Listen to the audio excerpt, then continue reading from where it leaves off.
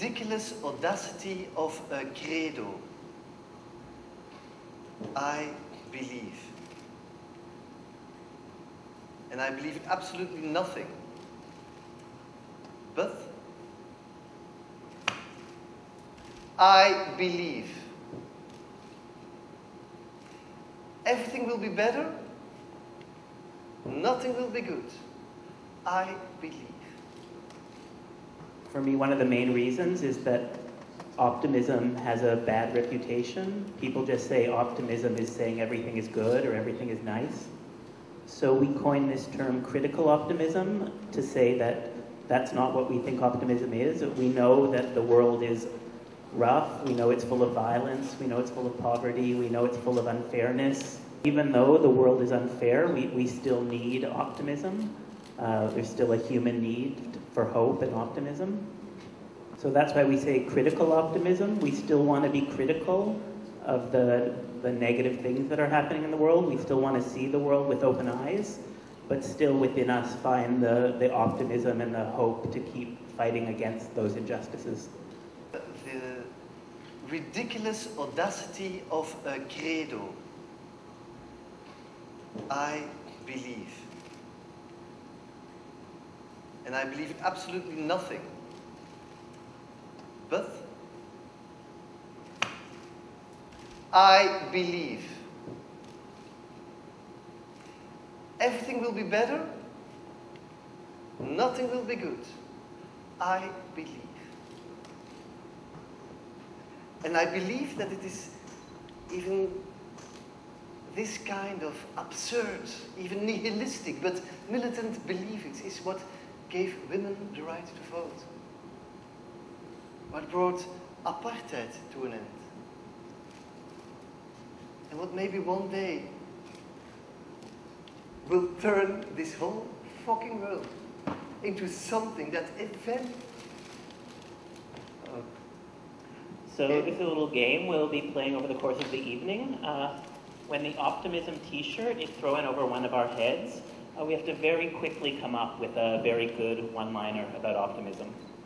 Yes, we are very much aware that optimism gives easy way to cheesy one-liners. We sort of agree with what Valérie said, optimists write poorly.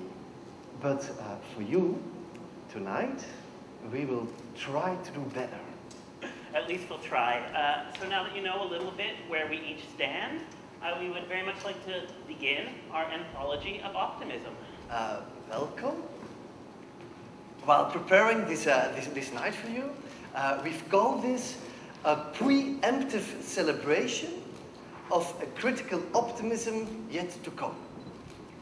Now, what a preemptive celebration actually is will now be demonstrated for you by Jacob. I believe a preemptive celebration of a critical optimism yet to come would look a little bit like this.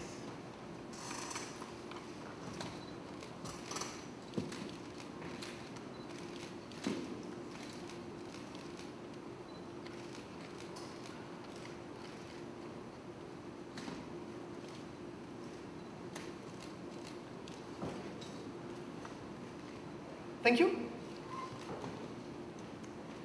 We started this project 3 years ago by writing a letter.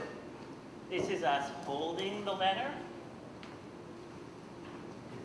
putting the letter in an envelope, going to the mailbox, and of course, mailing the letter. The purpose of the letter was to request a contribution on the question of what critical optimism in the 21st century might be. This contribution could be absolutely anything. A short text, a piece of music, an object, a drawing, perhaps something that we even haven't thought of yet. We have sent the letter to these people. So this is a whole list of people that we personally were interested in, that we thought they could bring us a valuable contribution to our expedition. It are writers, philosophers, scientists, politicians, artists, filmmakers, some personal friends. And so far, we have gotten responses from these people. However, we remain optimistic and hope that, like critical optimism itself, our anthology will continue to build and to grow. And toward this end, if any of you here tonight would like to send in a contribution to the Anthology of Optimism, we warmly invite you to do so. And you can find out how by consulting our website, anthologyofoptimism.com. On our website, you can find also all the contributions we received until now. So for you too, tonight, after the show, if you feel like, send us your contribution. You are really warmly invited to do so. You can write us to our email address, which is getoverit@anthologyofoptimism.com. In the letter, we specify that we're looking for a critical optimism. We don't just want anything. We would prefer people send us something that's thought-provoking and critical. And toward this end, to help understand what a critical optimism might be, we've come up with 5 points. These points are kind of provocation or jumping off point.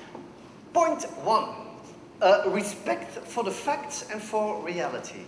Because though many things in the world today do appear bleak, we can't let the pessimists claim control of the facts. Optimists also have to deal in the hard currency of facts and of reality.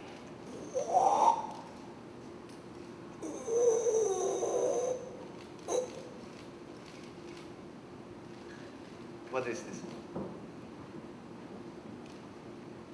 It is a frog trying to talk himself into having wings.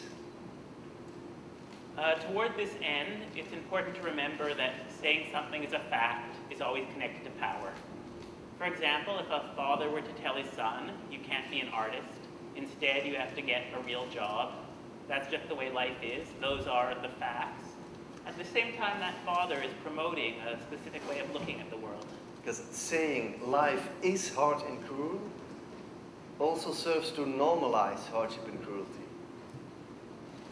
But saying that hardship and cruelty always must be denounced and fought against, that is clearly a different position. And by the way, there is nothing wrong with saying from time to time that things do change and that life quite often is beautiful.